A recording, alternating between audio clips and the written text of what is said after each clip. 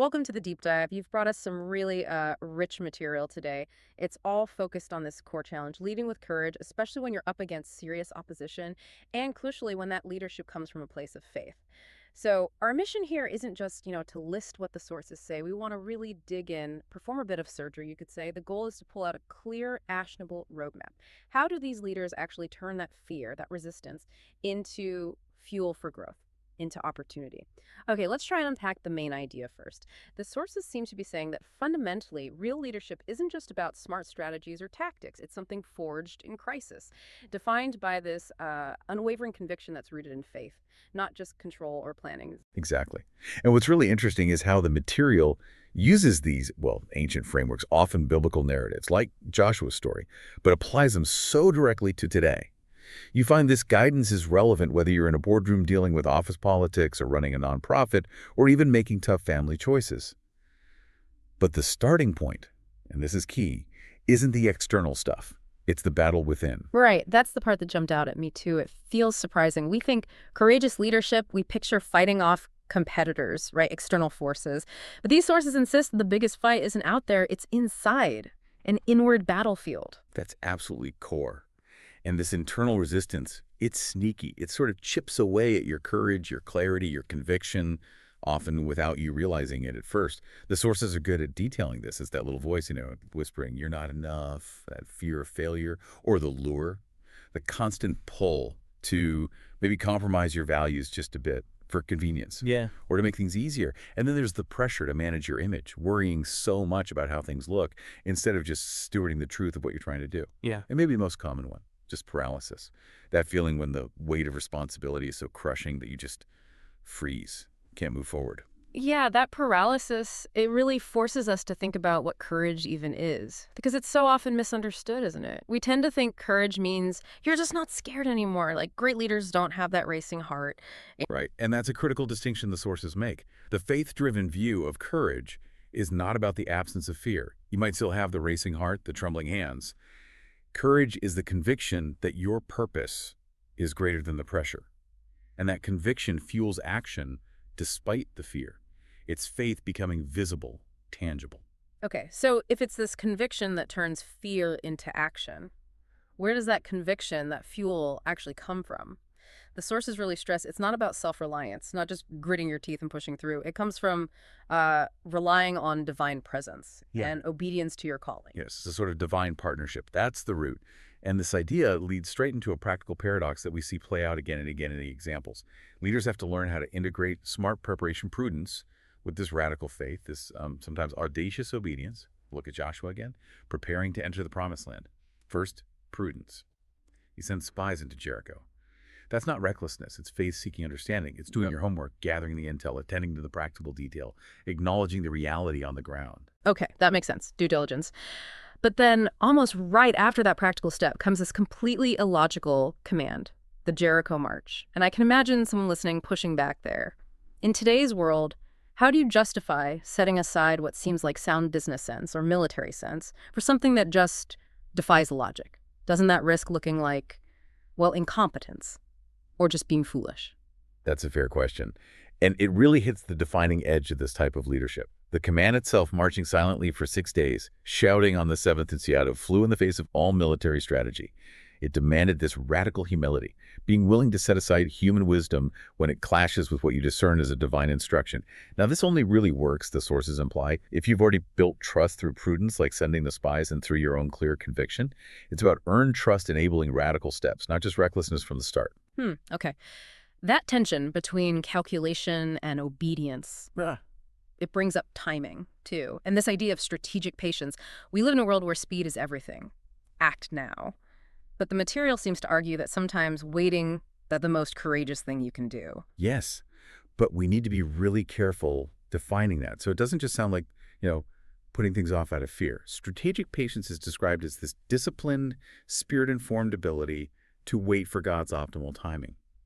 The sources use the Greek terms, waiting for Kairos time, the opportune moment, not just reacting to Chronos time, the clock ticking away. Think of Chronos like the deadline pressure, the clock on the wall making you anxious. Kairos more like The right moment, the window opening. Strategic patience means you're not passive while you wait. You're actively listening, preparing, getting ready right in front of that potential door. So when the Kairos moment arrives, you're ready to step through, not just banging on a closed door because the clock says you should. Okay, but how do we prevent that patience from just looking like risk aversion to our teams or even to ourselves?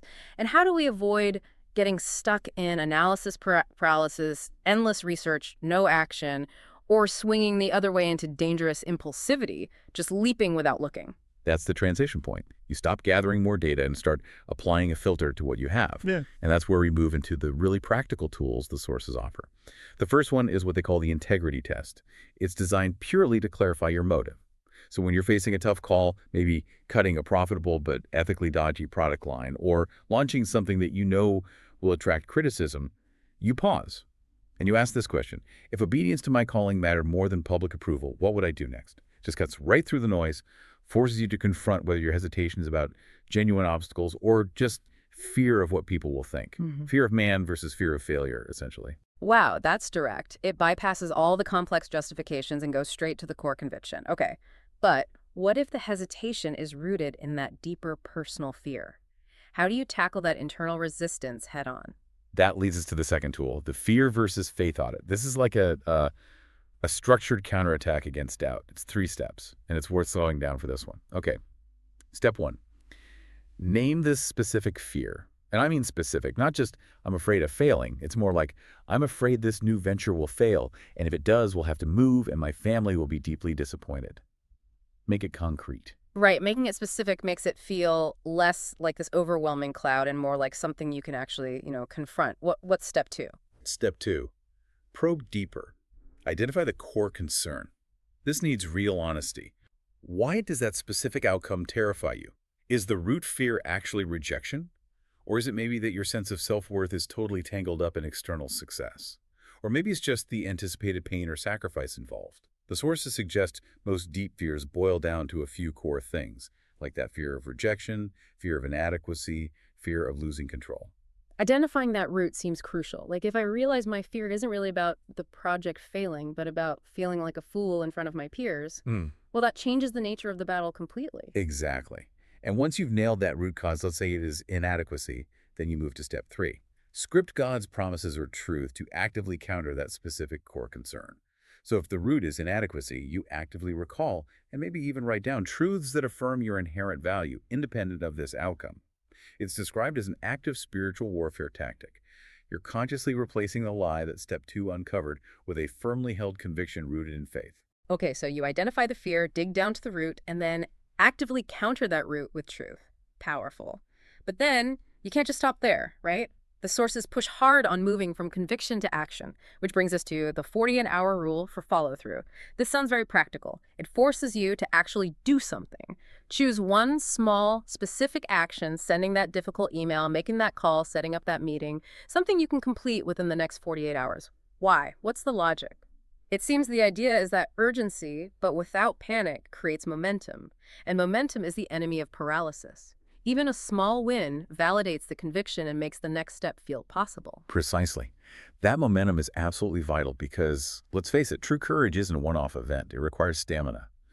And this leads us into the long game of leadership. How do you sustain this? It's about cultivating spiritual resilience, which, paradoxically, the sources say thrives on dependence, recognizing that real strength often shows up when we acknowledge our limits and rely on something beyond ourselves. That reliance helps prevent burnout, I imagine, and keeps teams motivated when things get tough over the long haul. How do you keep people focused when the big goal seems so far away and maybe overwhelming? One key tactic highlighted is strategically and consistently celebrating small wins and progress. And this isn't just, feel-good stuff. It's presented as an essential tactical move for maintaining spiritual stamina. Discouragement is framed as a primary weapon against leaders and teams. So celebrating small victories shifts the focus. Instead of dwelling on the huge gap between here and the end goal, you're actively noticing God's faithfulness in the small, everyday steps, the micro moments. Practically, this might look like keeping a victory log or maybe a journal of faithfulness, something tangible. Then, when you feel overwhelmed or discouraged, you don't just stare at the mountain ahead. You flip back through that log. You see the concrete evidence of progress, of past hurdles overcome. It reinforces purpose and rebuilds momentum for whatever's next. Okay, so stamina comes from dependence and celebrating progress. If that's the long game for the leader, what about legacy? Long-term influence. It sounds like the goal shifts Right. from wanting to be the indispensable hero to wanting to be reproducible. That's a great way to put it. Leaving a true legacy of courage, according to these sources, demands intentional mentorship, proactive succession planning. Leaders have to consciously prioritize investing time and proximity with those coming up behind them, modeling not just the successes but the struggles too, vulnerability. The sources are pretty clear. Affirm successors publicly, share knowledge openly, don't hoard information or power, model the decision-making process. The aim is multiplication. You want the next generation to inherit the conviction and the courage, not just the position or the title. We have definitely covered a lot of ground today, from the internal nature of resistance to that paradox of balancing practical strategy with sometimes illogical faith, like with Joshua, and then walking through those really concrete tools, the integrity test, the fear versus faith audit, the 48-hour rule, all aimed at fostering immediate action and building long-term stamina. And maybe a final thought as you, the listener, continue on your own journey. That path through against all odds, it's never going to be easy. It just isn't. But maybe when you find yourself in that tight spot where all human logic is screaming retreat, try to remember this potential reframing from the sources. That intense opposition you're feeling, it might not be a sign you're wrong. It might actually be confirmation that what you're building matters, that it's significant enough to be resisted, cast. That's powerful. Reframing resistance not just as an obstacle, but maybe as an indicator of significance. So here's one final provocative thought for you to take away today, drawn from this material. What leadership decision are you delaying right now? Not because you lack the information or the strategy, but simply because deep down you feel unqualified or inadequate to step into it. Maybe now's the time. Go take that one small, specific, courageous step.